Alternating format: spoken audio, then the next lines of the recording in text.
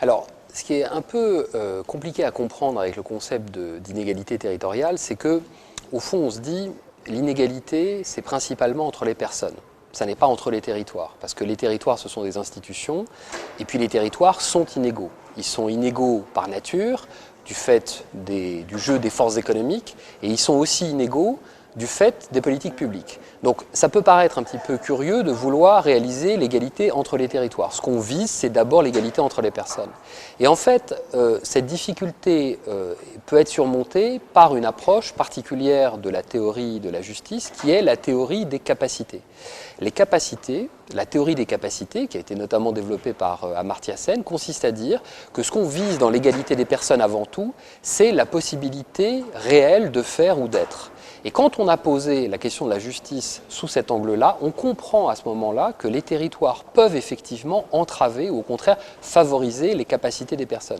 Si on songe par exemple à un habitant des zones urbaines sensibles qui voudrait pouvoir trouver un emploi et qui ne dispose pas pour cela de moyens de transport qui sont suffisamment efficaces et suffisamment en nombre, eh bien on comprend très bien que ces capacités dans le cas d'espèce de trouver un emploi sont en fait entravées par le territoire qu'il habite. Et dès lors on comprend que jouer sur les territoires, ça peut être effectivement un moyen de jouer sur l'égalité entre les personnes. Et on a dès lors bien une cohérence entre égalité des territoires et égalité des personnes, et du coup, le concept d'inégalité territoriale a un sens. Et donc, c'est pour ça que je réponds à la deuxième partie de votre question.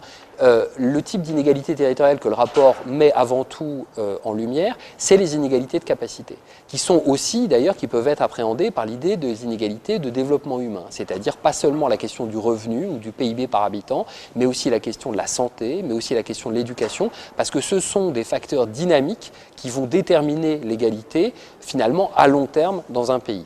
Et donc, y compris la question des inégalités environnementales est très importante dans cette perspective dynamique. Donc le rapport essaye de donner une vision plurielle des inégalités et une vision dynamique des inégalités à partir de la théorie des capacités qui nous permet de mettre en cohérence égalité des territoires et égalité des personnes.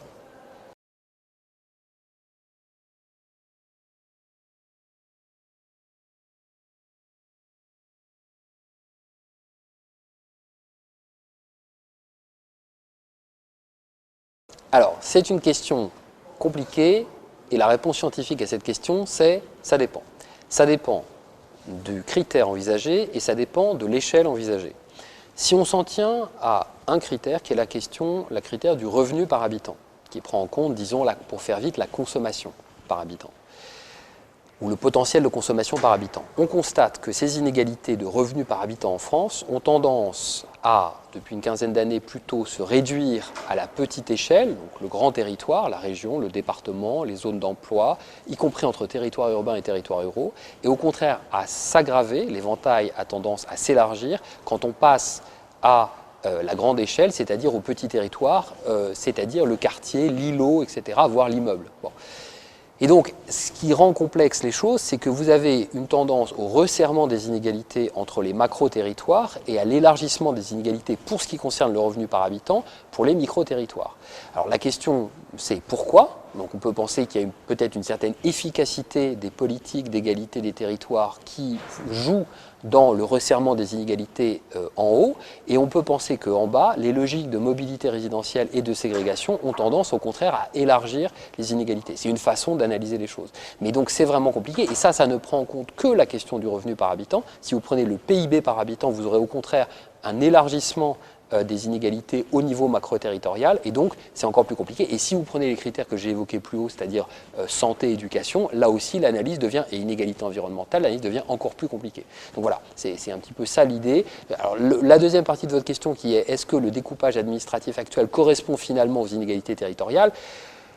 Oui, en un sens, de facto, puisqu'on s'intéresse à une politique publique, et donc les politiques publiques sont définies à un niveau territorial. La vraie question, ce serait plutôt de savoir si le fait de compartimenter comme c'est aujourd'hui les différents niveaux administratifs permet de répondre efficacement à la question des inégalités territoriales. Et la réponse probablement, c'est que non, il faut une coopération beaucoup plus efficace entre les différents niveaux de territoire pour résoudre les inégalités, parce qu'effectivement, on est dans un monde de gouvernance à multiniveaux dans lequel les politiques publiques se font le plus efficacement quand il y a une coopération entre les différents niveaux administratif et même, à vrai dire, une coopération horizontale entre des niveaux, entre différentes collectivités de même niveau de gouvernance pour éviter les phénomènes de concurrence et remplacer les phénomènes de concurrence par des processus de coopération.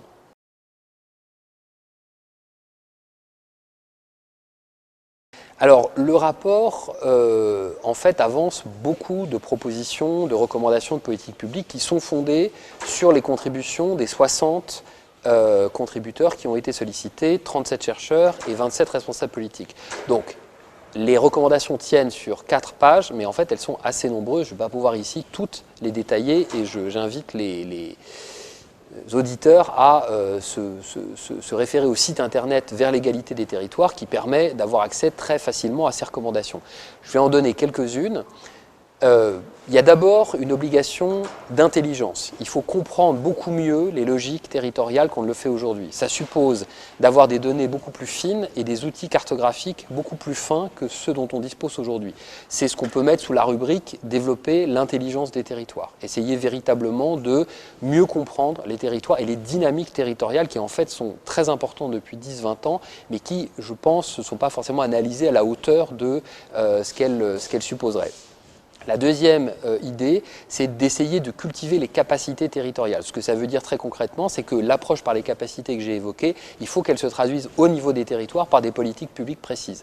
On ne voit pas un territoire et on ne fait pas une politique publique de la même manière quand on utilise des indicateurs différents. Et si on utilise des indicateurs de développement humain ou des indicateurs de soutenabilité environnementale ou des indicateurs de capacité, on changera les politiques. Parce que mesurer, c'est gouverner et que les indicateurs déterminent des politiques publiques. Et puis la troisième dimension, c'est les outils, disons, plus traditionnels dont l'État dispose, le zonage, la péréquation, et là, un certain nombre de contributions du rapport proposent un certain nombre de réformes importantes de ces outils, notamment à la lumière de la théorie des capacités, mais pas seulement. Et donc ça, c'est plutôt, disons, les outils de l'égalité verticale de l'État. Donc il y a vraiment un champ de réforme qui est assez vaste et qui peut déterminer un projet politique autour de l'égalité des territoires qui peut vraiment changer la manière dont on voit ce qu'on a appelé pendant 50 ans en France l'aménagement du territoire et qu'on voudrait voir évoluer vers l'égalité des territoires.